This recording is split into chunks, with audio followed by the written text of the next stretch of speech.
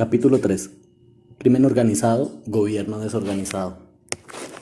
En marzo de 1996, más exactamente el día 11, el gobernador de Antioquia, Álvaro Uribe Vélez, sentó ante los Estados Unidos una enérgica protesta. Medios cercanos al gobierno norteamericano pensaron que se trataba de un nuevo señalamiento sobre las fumigaciones indiscriminadas.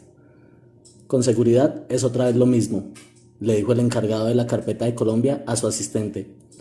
Prepáreme usted un memorando sobre lo que estamos haciendo en ese país. No es todo el país, le contestó el asistente.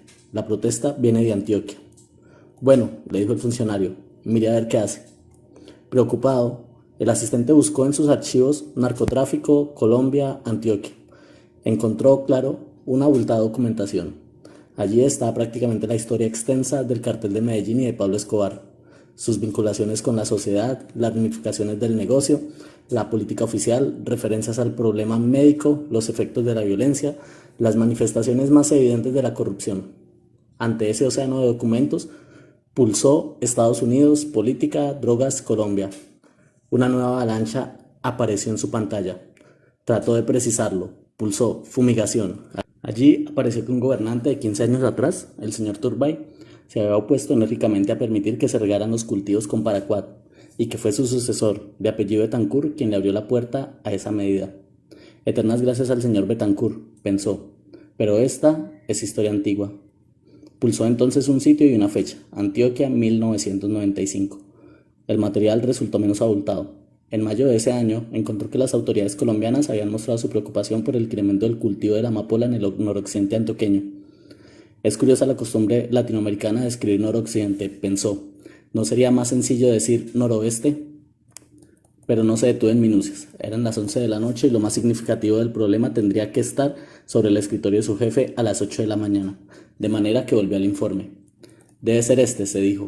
¿Por qué otra cosa podría protestar un funcionario menor? Leyó, amapola, semilla de un nuevo cartel en Antioquia, y allí se enteró de que la noticia era exactamente la contraria de la que esperaba. Era el gobernador, llamado Álvaro Uribe Vélez, el que pedía la fumigación. ¿Cómo? Se sorprendió. Por fin un funcionario inteligente.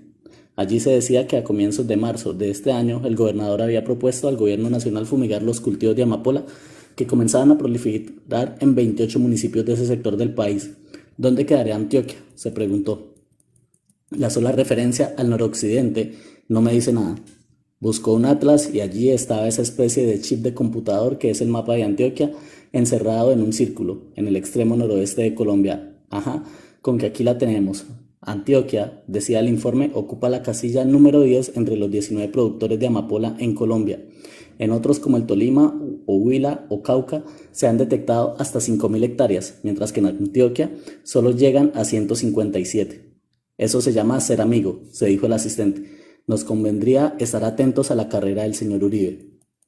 Después del informe, le reiteró algunos de sus prejuicios. El gobernador había propuesto la fumigación, pero el gobierno había dicho que no. Tenía que ser Samper, exclamó el asistente. De ese tipo, ¿qué más se podría esperar?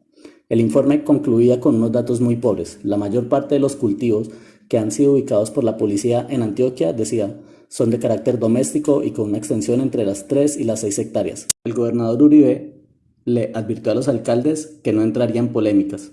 Que sea con fumigación o mecánicamente, como se erradicarían los cultivos, lo deben decidir los científicos. Lo cierto es que al gobernador departamental no le temblará la mano para acabar con los cultivos ilícitos. Ese es mi hombre, pensó el asistente. Necesitamos a alguien a quien no le tiemble la mano. ¿Qué más da que sean 187 miserables hectáreas de amapola? Lo importante es darles duro.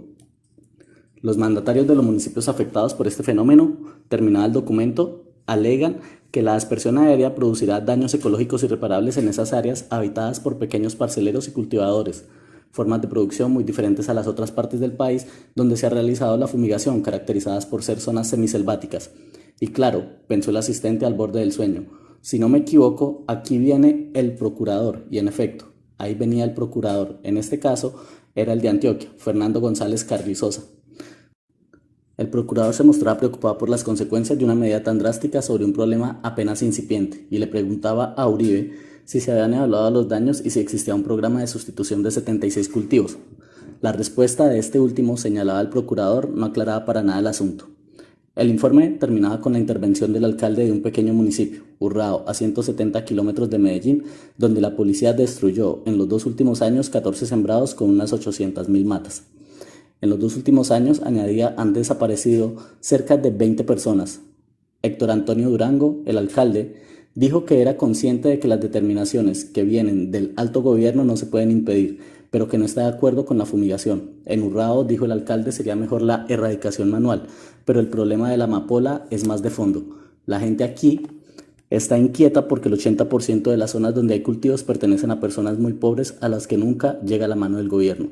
Con esos pocos datos y algunos otros que recogió aquí y allá, en medio del cansancio natural provocado por 18 horas seguidas de trabajo, el asistente preparó la carpeta que puso sobre el escritorio de su jefe a las 8 en punto de la mañana. A esa hora ya debía saberse con exactitud a qué se refería la protesta. Si el jefe pasaba antes por la oficina podría tranquilizarlo. Por lo que él había leído, Uribe parecía ser amigo, pero el jefe no pasó. Esa mañana el tránsito había estado espeso, de manera que entró directamente a la oficina de Latinoamérica. Allí, el asesor del subsecretario le extendió la carta de Uribe. Le tomó 2 minutos leerla. ¿Cómo?, preguntó el jefe, apenas hubo terminado. ¿De esto se trataba? El asesor lo miró socarronamente. De eso se trataba. ¿Usted qué piensa? ¿Qué pienso? Que los colombianos están locos. Se rieron. Y luego, con la carta cuidadosamente doblada en su portafolio, el jefe se dirigió a su despacho. Allí, el asistente lo esperaba radiante. Señor, le dijo, me parece que la protesta no debe ser protesta. El gobernador Uribe es un gran amigo de los Estados Unidos. Sí, le dijo el jefe, pero está tan loco como todos los colombianos. ¿Cómo así?, se desconcertó el asistente. ¿A qué se refiere usted? A esta carta, y sin más ni más se la extendió para que la leyera. El asistente no pudo contener la risa, y cuando vio que su jefe también se reía, soltó una carcajada. La carta del gobernador era breve. Palabras más, palabras menos. Le contó esa noche a su novia mientras comían en un restaurante de la avenida Pensilvania. Uribe le decía al ministro de Relaciones Exteriores de Colombia que a su vez había enviado un oficio a la Subsecretaría de Estado de los Estados Unidos que Medellín, la ciudad de la eterna primavera, no estaba dispuesta a aceptar ningún trato despectivo como el que le había dado Robert Helber cuando se refirió al apellido del ministro de Justicia. Según parece, le explicó el asistente a la muchacha, el ministro de Justicia se apellida Medellín, como apellidarse Washington, apuntó ella. Exacto, dijo él. Helber debió preguntar qué se podía esperar de alguien que llevara semejante nombre. Tú sabes cómo es Helber, un verdadero idiota. Nosotros ya lo oímos como quien oye llover.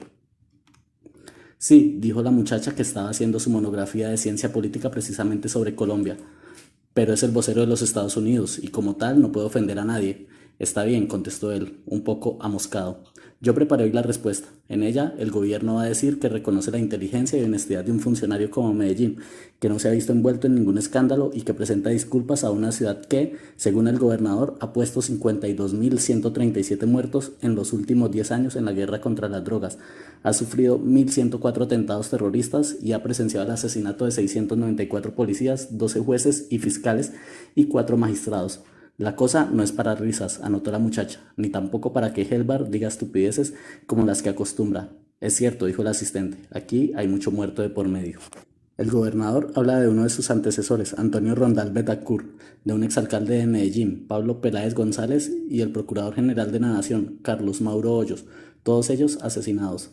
Habla también de 13.000 delincuentes detenidos y procesados. Pero tienes que reconocer que el asunto que origina semejante filípica es insignificante. Colombia tiene demasiados problemas y muy serios como para que reaccione por bobadas. El gobernador lo que necesitaba era un escenario para que alguien lo oyera y lo logró, pero el camino que escogió no fue el mejor. Hoy todo el mundo se rió de él en la oficina. Puede ser, dijo la muchacha. Hay cosas mucho más importantes, pero lo cierto es que el gobierno de Estados Unidos no debería pedirle disculpas a una persona como Uribe. ¿Cómo así?, preguntó el asistente. ¿Qué sabes tú de eso? Muchas cosas, dijo ella, haciéndosela interesante. Sé, por ejemplo, que Uribe Vélez fue el encargado de la aviación civil en Colombia y que durante su gestión florecieron las pistas de aterrizaje y las licencias para aviones del narcotráfico. El cartel de Cali, no me vayas a decir que lo confundo con el de Medellín, contó en un determinado momento con 2 Boeing 727, con un Caravelle y con 3 Lockheed Electra que viajaban impunemente por el mundo entero cargados de cocaína. No sabía que fueras experta en aviones, le dijo él sorprendido. No lo soy. Ese fue el dato que pude sumar hoy a mi monografía. Pero lo que importa es la figura de Uribe Vélez. Me sorprende que ustedes no se hayan enterado de quién es ese individuo. Al fin y al cabo, burócratas. No somos burócratas, contestó el molesto. Sabemos más de lo que tú te imaginas. Apuesto que no has oído hablar de Medellín sin tugurios. Claro que sí, dijo ella. Y si ustedes son tan expertos deberían saber que ahí, precisamente ahí, estuvo metido Álvaro Uribe Vélez. ¿Cómo? Preguntó el asesor. No tenía ni idea. Sí, dijo ella. Medellín sin tugurios fue un programa que se inventó Pablo Escobar con el fin de lograr los votos necesarios para ir al Congreso. Consistía en darle casa a miles de familias en la miseria que no tenían dónde vivir ni el dinero necesario para adquirir una vivienda. En la práctica, Escobar regaló ese barrio y lo convirtió en su fortín electoral. Las gentes lo veían como un semidios. Cuando lanzó su candidatura al Congreso, sabía que contaba con los votos suficientes para ser elegido, pero como no tenía el aval de nadie, pensó en Luis Carlos Galán, el jefe del nuevo liberalismo. Que Escobar pensara que Luis Carlos Galán le iba a ayudar es como si yo pensara que en Clinton en persona me va a hacer la tesis. Cuidadito con Clinton, dijo el asesor, por allá ni te acercas. Bueno, continuó ella, lo cierto es que Galán lo expulsó en público de su movimiento, en una manifestación a la que asistían 5.000 personas. Entonces, Escobar se acercó a un político sin escrúpulos, Jairo Ortega. Creo que lo incluyó en su lista y lo llevó al Congreso. En ese momento, Escobar era un delincuente común. Después fue cuando se volvió un monstruo. Y Uribe, preguntó él, ¿no era sobre él el cuento? Ah, sí, dijo ella. En el momento del auge político de Escobar y del entusiasmo por Medellín sin tugurios, el alcalde de Medellín era Uribe Vélez. Cuando llegó a la alcaldía, ya el barrio estaba inaugurado. ¿Tú has leído Los jinetes de la cocaína? Claro, dijo él. No conozco una sola persona del gobierno de los Estados Unidos que no lo haya leído. Pues bien, continuó ella, es un libro que está plagado de equivocaciones y de injusticias contra un gran número de personas de bien. En él se dice que Uribe Vélez fue el encargado de inaugurar el barrio. Equivocación, pero no injusticia, porque Uribe Vélez no lo inauguró. Lo que hizo fue presentar el programa de Escobar en Bogotá. Durante su alcaldía, que fue fugaz, viajó a Bogotá con una delegación de funcionarios y los puso por el cielo, como un ejemplo de los proyectos de vivienda social. Obvio, cuando le mataron al papá, uno de los avisos de invitación al entierro fue de Medellín sin tugurios. ¿Y tú cómo sabes todo eso?, preguntó él afirmado. Ah, dijo ella, como sea, voy a alegrar que me den el summa cum laude. Por lo pronto, ya lo tienes conmigo, dijo él. Ahora comamos porque ya van a cerrar el restaurante. Esa noche, ella regresó a sus papeles. Trabajaba intensamente como nadie podría imaginárselo. A veces le daban las 2, las 3 de la mañana leyendo, conectando unos datos con otros, planteando hipótesis, sacando conclusiones. Hoy, por ejemplo, había logrado hacer una serie de precisiones sobre la alcaldía de Uribe en Medellín. Aunque se presentó como un fartín contra la politiquería, en realidad fue el reino de la politiquería, nombrado por orden directa del presidente de la República, quien le quería agradecer a su padre el apoyo financiero que le había prestado a su campaña. El alcalde Uribe Vélez era un hombre joven de 30 años que no estaba demasiado dispuesto a obedecer las órdenes del gobernador del departamento, Álvaro Villegas Moreno. Por ese entonces, Villegas era ya un político maduro y zorro, que sabía por dónde iba agua al molino. El prestigio del alcalde no era el mejor en Antioquia. Se le había dicho al presidente y lo había comentado con sus colaboradores cercanos. Estén atentos, les dijo. En cualquier momento podemos sacarlo. De manera que comenzaron a seguirle los pasos. En un comienzo se sorprendieron. Parecía un funcionario eficaz, entregado por completo a su trabajo. Vieron cómo impulsaba el metro de Medellín, que Betancourt había presentado como uno de sus grandes programas de gobierno. En pocas semanas logró firmar el contrato, un documento con muchos bemoles. Claro está, que le abrió la puerta a la tragedia que vino después, llena de errores administrativos y de corrupción de la peor laya. Vieron también cómo imaginaba empresas y las ponía sobre el papel con facilidad y sin destino. Una de ellas fue Metromezclas, que le costó algunos dolores de cabeza cuando se demostró que se le había dado en administración a sus colaboradores. La compañía resultó ser un fiasco y tuvo que liquidarse por inviable a mediados de la década de los 90. Su gerente liquidador, Pablo Arango, quien enfrenta hoy una investigación alrededor de esa gestión, es uno de los hombres de confianza de Uribe en su campaña para la presidencia. ¡Qué cantidad de papeles!, pensó la muchacha. Todavía me falta aprender a seleccionar lo esencial. Siempre he tenido tendencia a perderme en los detalles.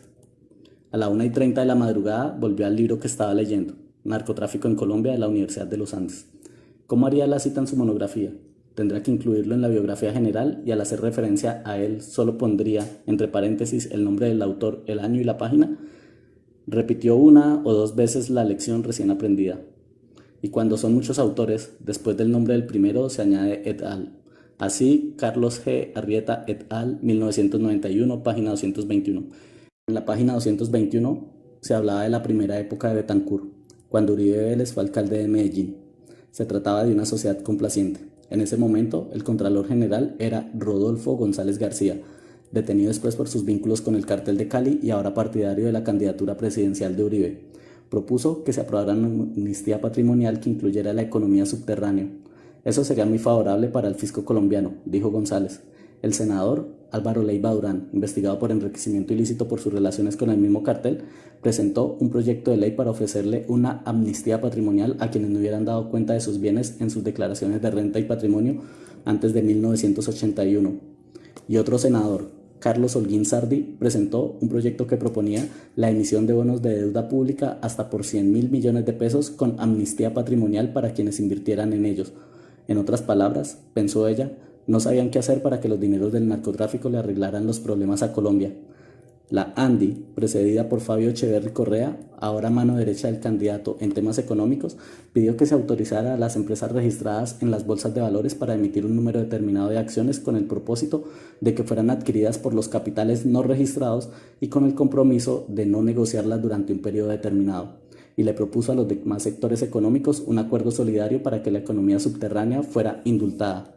FENALCO y ANIF atendieron a ese llamado. Sabas Pretel, presidente de la primera y ahora uno de los más entusiastas partidarios de la candidatura de Uribe, dijo que la amnistía patrimonial no debía ser incompatible con las políticas del gobierno. Y Pedro Javier Soto, presidente de la segunda, sostuvo que la banca no podrá atender con sus solos recursos la producción colombiana en el futuro.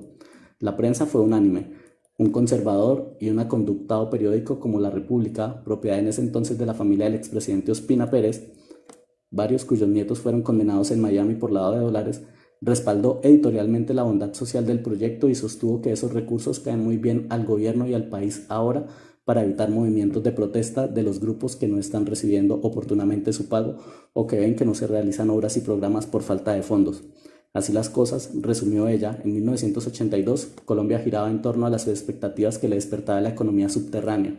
De ahí que no fuera raro que todo, la política, la banca, la industria, el fútbol, el comercio, los miserables, los destechados, las fuerzas militares y la iglesia y obvio el Congreso, todo participara en un determinado momento de esa euforia.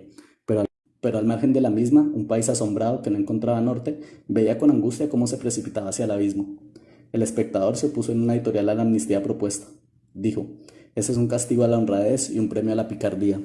Sin embargo, eran voces aisladas. La amnistía terminó por concederse y torrentes de dineros aparecieron de pronto en situaciones ambiguas y en propuestas peligrosas. Una de ellas fue la de Carlos Leder, quien lanzó en Armenia su propuesta de un movimiento latino nacional de corte fascista. El obispo Ramírez condenó de entrada la vinculación de negocios sórdidos a la actividad política. Con ello, trató de enmendar la bendición que 2 años atrás le había impartido el obispo de Pereira, Darío Castrillón, a las actividades de Leder. Castrillón, ahora candidato a papa, estuvo en la inauguración de la Taberna Alemana, el establecimiento comercial que Leder abrió en esa ciudad. Lo bendijo, pronunció unas palabras y se dejó tomar fotografías con el narco.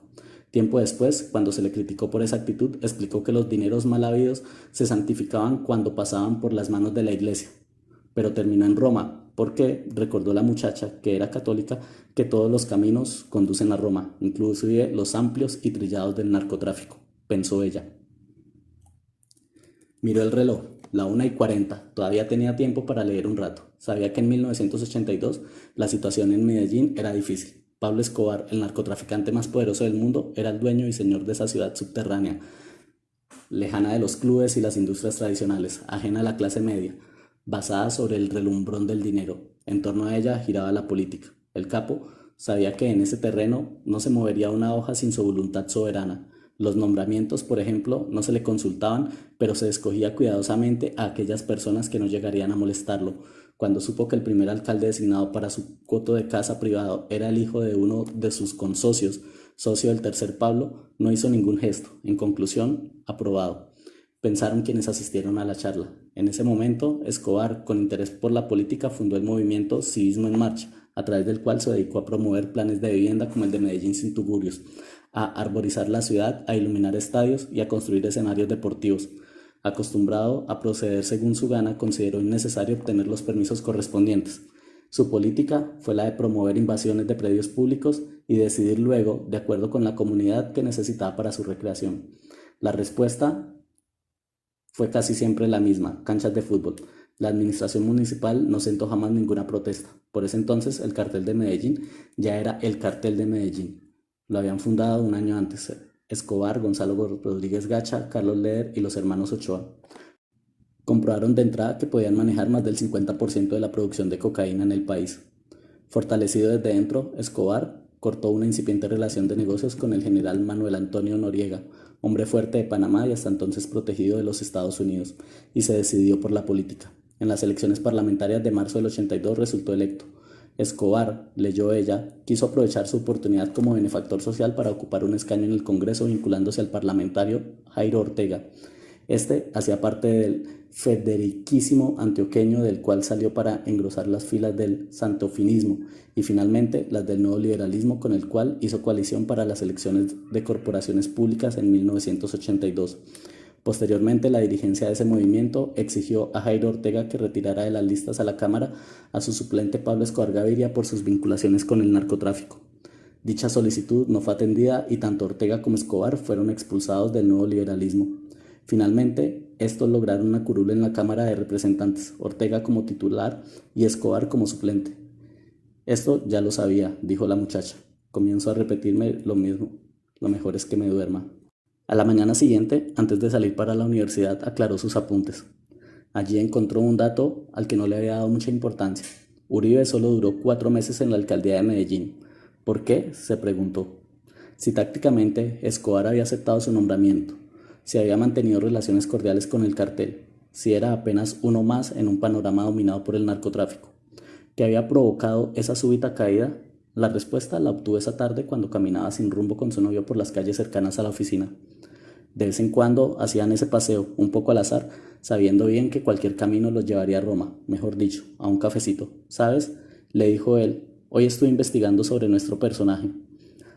¿Helbar?, le preguntó ella, haciéndose la desentendida. ¿Cómo se te ocurre?, le respondió él. Uribe. Ah, sí, anotó ella. ¿Y qué encontraste? Nada más y menos que la razón de su salida de la alcaldía de Medellín. Cuéntame, le dijo ella. Ese es precisamente un tema sobre el cual no tengo ninguna claridad.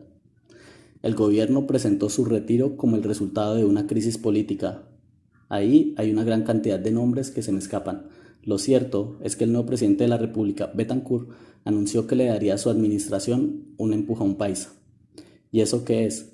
Bueno, mira cuántas cosas no sabes. Los paisas son los habitantes tradicionales de la Gran Antioquia. Según parece, son unas personas que andan siempre vestidas con algo que llaman carriel y que en vez de zapatos usan unas cosas que se conocen como corroscas. Ajá, dijo ella sorprendida.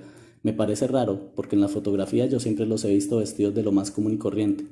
Eso es para las fotografías, dijo él, pero cuando están en su casa o en el trabajo se visten con carriel y usan corroscas. Y toman agua caliente. ¿Agua caliente?, preguntó ella. ¿Y eso para qué? No tengo ni la menor idea, dijo él, pero debe ser hirviendo porque la llaman aguardiente. Pero bueno, eso es lo de menos. Lo demás es que Betancourt anunció que en su gobierno habría un empujón paisa y seleccionó a un grupo de escogidos que le ayudaran a darlos.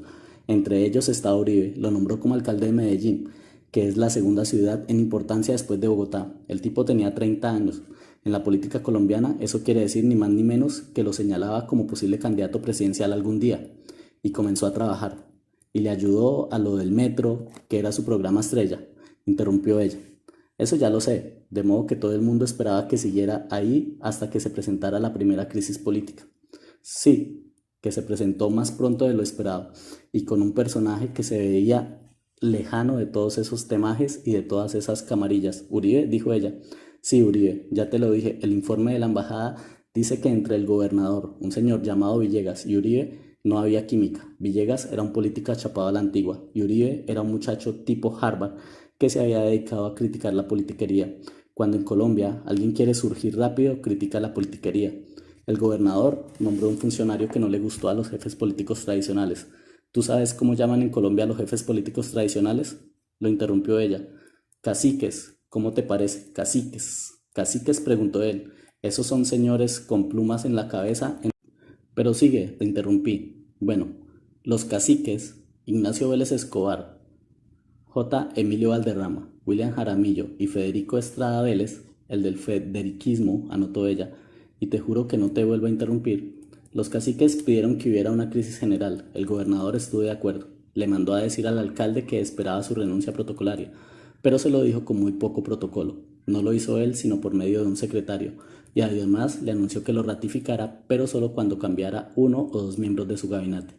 El alcalde se puso furioso, se negó a renunciar, intervino el presidente. El alcalde habló con el gobernador, no llevó su renuncia y le pidió que le dijera qué cambios eran los que iba a ordenar. El gobernador se negó a decirle ninguna cosa. El alcalde salió del despacho furioso y mandó su renuncia irrevocable y se fue. ¿No te parece muy raro? Pues sí, dijo ella. ¿Para qué tantas idas y venidas si tranquilamente le hubiera podido decir que se fuera? Por ahí no es la cosa. La cosa es por el lado del fastidio entre el alcalde y el gobernador, que no radica en que el uno fuera viejo y el otro fuera joven, o que el uno fuera cacique y el otro no, porque ambos eran igualmente marrulleros y ambos igual de caciques. Pero acuérdate que Villegas se la tenía jurada porque conocía algunos de sus antecedentes y por eso le había pedido a sus íntimos que estuvieran atentos para sacarlo en cualquier momento. Pues lo logró. Uribe salió, pero no por esa crisis mentirosa. Esa crisis fue la utilería para ocultarle al país entero, pero sobre todo a Escobar, la verdadera razón de su renuncia. ¿Y cuál fue eso?, preguntó ella sinceramente sorprendida. Pásmate, dijo él. Resulta que en ese momento el cartel de Medellín, que apenas comenzaba a formarse, se sentía dueño de la situación. Los narcotraficantes estaban metidos en todas las partes, ya había comenzado a infiltrar las campañas políticas. En el departamento tenemos todas las pruebas contra Belisario Betancur. Ahí está debidamente documentado que recibió 20 millones de pesos de un individuo llamado Jader Álvarez, narcotraficante confeso, y que lo hizo delante de la cúpula de su campaña, integrada entre otros por los señores Hernán Belz, que era el tesorero, y Augusto Ramírez Ocampo, que era el director nacional. Álvarez protagonizó después una horrible tragedia. En una vendetta de la mafia le secuestraron los 3 hijos pequeños y se los mataron. La guerra que siguió fue a muerte, pero bueno, ese es otro cuento. El cuento es que los contactos de Uribe con la mafia nunca se interrumpieron, de manera que un día lo invitaron a asistir a una cumbre medio clandestina que tenían los 4 grandes: Escobar, los Ochoa, que actuaban como uno solo, Leder y el más grotesco de todos, Rodríguez Gacha. Y Uribe fue, y para colmo aceptó que le enviaran un helicóptero y que lo llevaran hasta el sitio de encuentro. No se ha podido precisar bien la fecha, pero debió ser a finales de 1982. El departamento tiene identificados a varios testigos. Villegas se enteró el mismo día y puso el asunto en manos de Betancur. Al presidente no le quedó otro camino. Ordenó que lo sacaran de la alcaldía, pero como su rabo de paja era enorme, decidió hacerlo lo más discretamente posible. De ahí la crisis politiquera y todo ese cuento con caciques y con protocolos y con renuncias. En las palabras de mi jefe, que tú sabes hasta qué punto es crudo, a Uribe lo sacaron de la alcaldía de Medellín por narcotraficante. Hay algo que no cuadra bien, dijo ella. Si muchos colombianos, entre ellos buena parte del gobierno, están de alguna manera relacionados con el narcotráfico, ¿por qué el escándalo? Porque Colombia es un país fariseo, dijo él con un tono levemente dogmático, y todavía no aprende. Fíjate tú el escándalo que han hecho por el lamentable símil de Helbar entre Medellín y Medellín, pero no dicen nada cuando se trata de plantear el problema de fondo. ¿Cuál de los muchos problemas de fondo?, preguntó ella. Hay decenas de problemas de fondo. No hay sino un solo problema de fondo, pero sobre él, los norteamericanos no tenemos siquiera el derecho de pensar. Mejor cambiemos de tema. Mientras caminaban en silencio, ella pensó que él tenía razón, que en los Estados Unidos nadie puede plantearse el problema de fondo, pero no sabía ni tenía por qué saberlo que en Colombia tampoco. El desbarajuste de Colombia, dijo en alguna ocasión Miles Fréchet, cuando era el antipático embajador de los Estados Unidos en Bogotá, obedece en parte a que es un país dedicado a la simple apariencia. Desde 1984, Colombia se vio cada día más y más acorralada. La política entró en una dinámica de corrupción total. Los asesinatos se pusieron a la orden del día. El narcotráfico polucionó el lenguaje, el arte, la economía, la industria, la recreación, la vida comunitaria, la vida cotidiana. Poco a poco, el país entró en una somnolencia de la que todavía no sale. Se comprobó hasta la saciedad la financiación de la política con dineros de la mafia. Galán fue asesinado, pero después no pasó nada. Los criminales asesinaron a decenas de miles de personas de toda condición. El primer muerto, Rodrigo Lara Bonilla, provocó una conmoción, pero después no pasó nada. Las guerrillas y los paramilitares financiaron su guerra contra el país con base en ese delito. Cuando el embajador Tams anunció que aquí lo que había era una narcoguerrilla, el escándalo estremeció a los cimientos de la sociedad. Hoy el jefe de la banda paramilitar confiesa que las FARC Compraron 10.000 fusiles y los ingresaron por el Perú, y nosotros hicimos lo mismo con 4.500 armas provenientes de Centroamérica, todo con plata del narcotráfico. Castaño, 2001. Y no pasa nada. Hubo una vez un país en el que la gente tenía un temple moral, siquiera para el suicidio. En marzo de 1984 se lee el narcotráfico en Colombia. Javier Ocampo Upegui, diputado del Movimiento Latino Nacional en la Asamblea del Quindío, reveló una grabación en la que una persona que supuestamente era William Bedoya Vélez, secretario privado del Procurador General, le manifestaba al poeta pereirano Luis Fernando Mejía que por un concepto desfavorable a la extradición de Carlos Leder, un funcionario de dicha entidad, exigía 30 millones de pesos. Días más tarde, Bedoya Vélez se suicidó, pero hoy no pasa nada. El problema comenzó hace tiempos. En marzo de 1982, el gobernador de Antioquia, Iván Duque Escobar, reconoció en cromos que en Medellín las personas decentes conviven con los mañosos. Hace 6 o 7 años, le respondió Alicia Riveros, Medellín, por razones que no conozco en detalle, se convirtió en centro de importaciones y de grandes empresarios del narcotráfico. En esta ciudad, para nadie es un misterio, viven 15, 20, hasta 30 narcotraficantes, personas que tienen vinculaciones en el exterior, concretamente con los Estados Unidos. Esas personas tienen asiento en Medellín, tienen sus negocios acá y además guardaespaldas amparados con el porte de armas. Eso ha llevado a que constantemente en la ciudad se presenten enfrentamientos entre las bandas de narcotraficantes y se produzcan vendetas que ya son bien conocidas en todo el país. El gobierno ha hecho mucho para resolver en Medellín el orden público y evitar que los señores vinculados al narcotráfico anden en la ciudad como Pedro por su casa. Esa permeabilidad de la sociedad se extendió rápidamente como un cáncer. El 6 de septiembre de 1983, Cromos publicó apartes de uno de los primeros programas de la prensa internacional sobre el narcotráfico en Colombia. En la cadena ABC, dos periodistas, Bill Redeker y William Sherman, precisaron una cifra de escándalo. El tráfico de cocaína alcanza los 34.000 millones de dólares anuales en los Estados Unidos, e hicieron algunas revelaciones sobre los capos colombianos. Redeker habló de Pablo Escobar. A los 33 años, dijo, es uno de los hombres más ricos del mundo, con una fortuna cercana a los 2 millones de dólares. Escobar supuestamente es propietario de una pequeña fuerza aérea de 10 aviones y media docena de helicópteros. Y sobre Fabio Ochoa, a quien en Colombia dieron en llamar absurdamente el patriarca, señaló, adinerado, hacendado y supuesto traficante de drogas, sus hijos manejaban sus negocios mientras él viajaba por el mundo comprando costosos caballos de exhibición.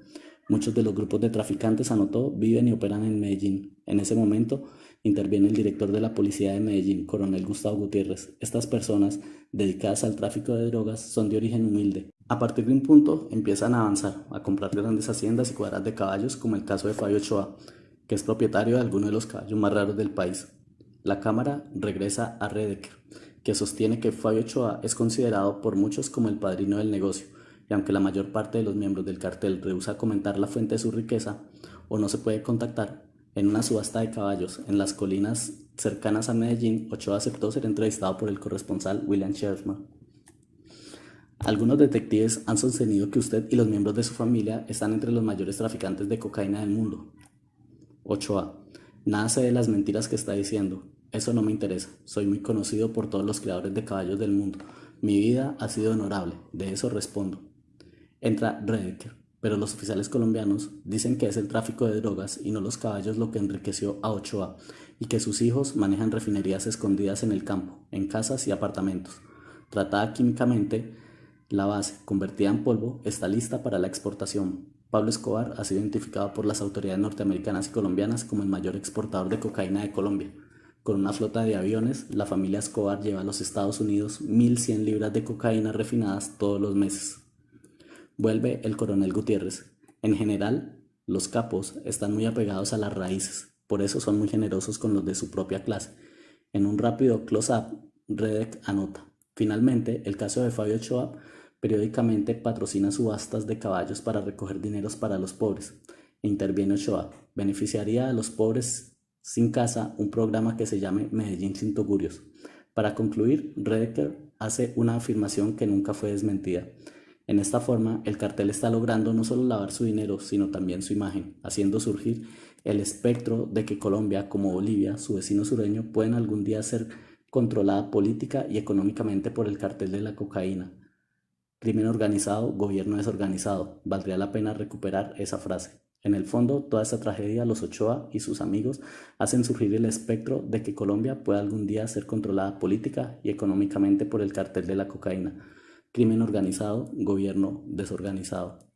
Hace poco, Noticias 1 y el Nuevo Herald dieron cuenta con un intervalo de 10 horas de la incautación por parte de la policía y de la DEA de un helicóptero, propiedad de Uribe Vélez y de otros en la llamada Operación Yari. En un complejo de 500 hectáreas de extensión, las autoridades encontraron 7 pistas de aterrizaje y 14 fábricas capaces de producir 20 toneladas semanales de cocaína. De acuerdo con el reporte del corresponsal del Herald en Colombia, Gonzalo Guillén, el 11 de marzo de 1984, un año después de que Uribe saliera prácticamente destituido de la alcaldía de Medellín y en plena campaña electoral para el Senado de la República, las autoridades colombianas.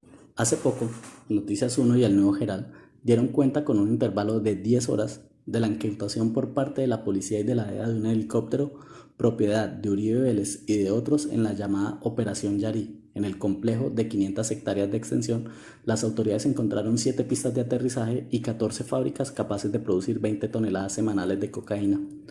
De acuerdo con el reporte del corresponsal del Herald en Colombia, Gonzalo Guillén, el 11 de marzo de 1984, un año después de que Uribe saliera prácticamente destituido de la alcaldía de Medellín y en plena campaña electoral para el Senado de la República, las autoridades colombianas y estadounidenses dieron un rudo golpe contra el narcotráfico que algunos han calificado como el más grande de la historia. En el operativo, las autoridades decomisaron un helicóptero Hughes 500, modelos 369D, con matrícula HK2704-X, que llegó a Colombia el 27 de octubre de 1981, importado por una empresa de Alberto Uribe Sierra. La licencia de operación y la matrícula correspondiente se le otorgaron un día después, luego de un trámite preferencial de 4 horas que obvió turnos que comúnmente se demoran alrededor de 20 días. El director de Aerocivil en ese momento era Álvaro Uribe Vélez. Ese mismo día, Aerocivil concedió matrículas de bandera colombiana a 3 de los 6 aviones que la policía decomisó durante ese allanamiento. Uno de ellos fue el HK2592P, en cuyo expediente figura un oficio de recomendación especial firmado por el entonces jefe de planeación del Aerocivil, César Villegas, principal asesor de Uribe Vélez. En ese momento, el director de la policía era el general Víctor Delgado Mayarino.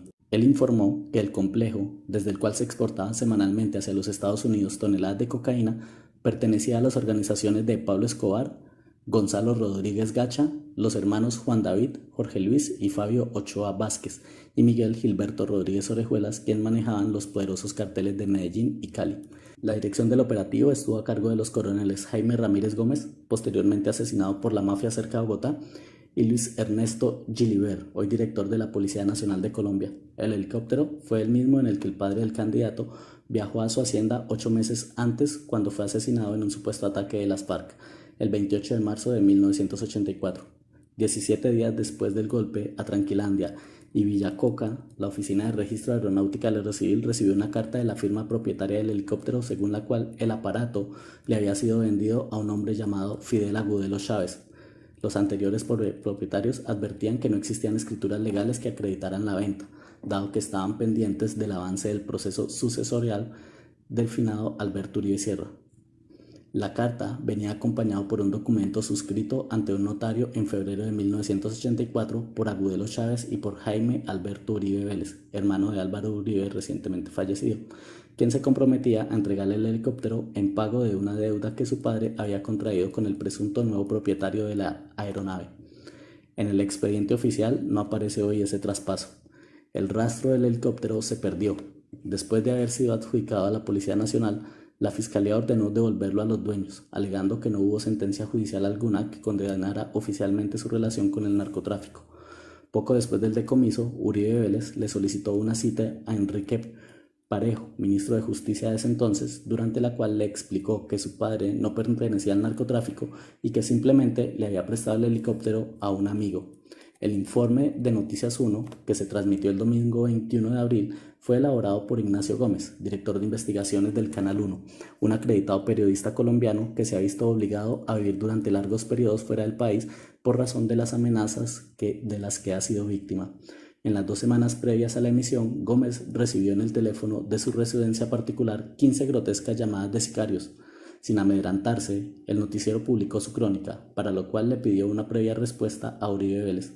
Él se negó, alegando que sus respuestas podían ser editadas. En consecuencia, se le propuso que hablara en directo, sin límite de tiempo. Respondió que contestaría más tarde, pero no dijo nada. Al día siguiente, sin embargo, aceptó varias entrevistas por la radio en las que acusó al director del informativo, Daniel Coronel, de ser un testaferro de Noemí Sanín, también candidata presidencial. Coronel respondió enérgicamente. De inmediato recibió 3 amenazas en su oficina y varias por su teléfono celular. A las 11 de la noche, el lunes 27, un hombre lo llamó desde un aparato no registrado para decirle: «Te vamos a matar, hijo de puta».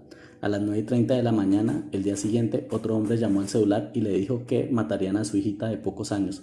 Coronel se vio obligado a sacar a la niña del país y a enviarla a vivir con unos parientes. Todo eso se supo, y sin embargo, aquí no pasa nada. ¿Qué responde el candidato a las preguntas que acepta responder? El 21 de abril del año 2002, El Tiempo lo interrogó respecto de algunas de ellas. «Mire, lo del helicóptero de la gobernación», explica el candidato, «decían que viajaba en él a la finca de los mafiosos, y todo eso es falso». Hábil. Pero no es la respuesta a la pregunta que se formula. Nadie ha hablado de un helicóptero de la gobernación. Se ha hablado, sí, de un helicóptero de la alcaldía, que en realidad no era la alcaldía sino de la mafia, en el que viajó el alcalde a una cumbre del cartel de Medellín. La situación es muy distinta. Uribe hace lo que hacen los encargados de los perros con los que se controla el tráfico de drogas en el aeropuerto del Dorado, que cuando quieren dejar pasar un cargamento sacan los perros antiexplosivos. Los pobres canes husmean y husmean todos los equipajes y nada. Así es fácil. El periódico le plantea el hecho de que el helicóptero en que viajó a la hacienda en la que fue asesinado su padre era de Pablo Escobar. Él explica que ante semejante emergencia se montó en el primer helicóptero que le ofrecieron sin preguntarle quién era. Lo que se pidió fue a través de Helicol un socorro, un SOS, contesta. Teníamos un lío descomunal. Por favor, póngase cualquiera en los pantalones de ese lío. Donde hubiera sido una persona con amistad con Pablo Escobar, ¿qué cree que hubiera pasado en 30 años de carrera política? Medellín sin tugurios, jamás tuve que ver con eso ni como alcalde ni como persona natural. Ahí están los testimonios de mis secretarios y de mis opositores, como el doctor Ramiro Valencia Cosio. En una página anterior del mismo día, el 21 de abril, El Tiempo informa que no se ha encontrado evidencia que vincule al entonces alcalde Uribe con ese proyecto. Según el periódico Medellín Cívico, del que Escobar fue columnista y editor, el barrio se terminó en enero de 1984. El hoy candidato fue alcalde de Medellín entre septiembre y diciembre de 1982. Y aunque coincide con la época en que Escobar realizaba trabajos cívicos, su administración no aparece vinculada a ellos. Pero la única conexión con ese programa data del 13 de marzo de 1983, cuando su padre fue rejoneador en una corrida pro Medellín sin tugurios en la Plaza La Macarena, transmitida por importantes cadenas radiales y en la que estuvieron los toreros Pepe Cáceres y César Rincón. En la jornada de beneficencia, una de las tantas en las que aparece Alberto Uribe Sierra, otros rejoneadores fueron Darío Chica y Fabio Ochoa, hijo. Y aunque en ese entonces Escobar era congresista y sus actividades ilícitas estaban ocultas, el nuevo liberalismo de Luis Carlos Galán ya había rechazado públicamente la lista que lo llevó a la Cámara, esgrimiendo su oscuro pasado. Al otro día de la muerte de Alberto Uribe, entre los avisos de condolencias en los diarios, hay uno de Medellín sin tugurios. Hay otro incidente, plantea el periódico, también con un helicóptero decomisado en Tranquilandia. La matrícula es la misma del que poseía su padre, el HK2704X. Mi padre fue socio de una empresa que tuvo un helicóptero. Él tenía fincas en el Valle del Cauca, Urabá y Córdoba, y en varias regiones de Antioquia. Utilizaba ese helicóptero para sus desplazamientos. Cuando la guerrilla lo asesinó, ese helicóptero quedó medio destruido y mi hermano Jaime finalmente vendió las acciones de esa empresa y esa empresa salió de los restos de ese helicóptero. Mi familia no lo tuvo en su poder. Hombre, por Dios, eso lo hizo mi hermano Jaime y todos confiábamos en él, que se murió el año pasado de cáncer en la garganta. Después, la policía decomisó ese helicóptero u otro con los mismos números. Ese helicóptero u otro con los mismos números, repite el periódico. Uno no sabe si es el helicóptero o es uno con los mismos papeles. Recuerdo que se hizo un escándalo y la familia sacó un aviso en la revista Cromos de la época. En otra página de la misma edición, El Tiempo precisa algunos elementos del asunto. El helicóptero, que perteneció a Aerofotos Amortegui Limitada, sociedad de Uribe Sierra, terminó involucrado en una investigación por narcotráfico. Se trata del Hugis 500 con matrícula HK2704X, el mismo en el que el padre Uribe fue a su finca el día que lo mataron. El 6 de febrero de 1984, Jaime Uribe entregó el aparato a Pedro Fidel Agudelo Chávez en pago de una letra por 25 millones de pesos firmada por Alberto Uribe Sierra y vencida el 10 de noviembre de 1983. Así reza un documento firmado por Jaime y por Agudelo. El traspaso quedó pendiente hasta tanto finalizara el proceso de sucesión de Uribe Sierra, pero nunca se hizo, pues el 11 de marzo de ese año la nave fue decomisada en la Operación Yarí, conocida como Tranquilandia, el golpe que la policía colombiana dio a un gigantesco complejo coquero en las selvas entre Caquetá y Meta. Tras su incautación, ordenada por el Juzgado Primero Promiscuo del Circuito de Puerto Rico, Caquetá, la nave fue entregada a la policía y 11 años después la Fiscalía Regional de Bogotá precluyó la investigación y ordenó devolverla a sus dueños. Al no haber pronunciamiento alguno por parte de autoridad judicial para conocer el destino de la aeronave, se localizó a Carlos Amortegui, socio de Uribe Sierra en Aerofotos Amortegui, quien manifestó a través de un familiar que perdió la pista de la nave luego de que la policía se quedó con ella. El director de esa institución, general Luis Ernesto Gilibert, dijo que se está rastreando el paradero del helicóptero. El hombre que recibió el helicóptero, Pedro Fidel Agudelo, y el que lo reclamó en su nombre, Sigifredo Cardona Cardona, no tienen requerimientos judiciales. Tampoco los tenía Amortegui y el padre de Uribe en 1981 cuando lo compraron. De ese océano de palabras, dos cosas quedan en claro. Una, que en el momento de la Operación Yarí, el helicóptero capturado y decomisado por ser de la mafia, que entre otras cosas es el dinamitado o ametrallado en el momento en que muere Alberto Uribe Sierra, pertenecía a la familia Uribe Vélez. Y dos, que el negocio que en el curso de 25 días puso el aparato en manos del narcotráfico fue celebrado por Jaime Uribe Vélez en representación de sus hermanos, a no ser que el helicóptero nunca se hubiera puesto en manos de la mafia, sino que en realidad jamás hubiera salido de ellas.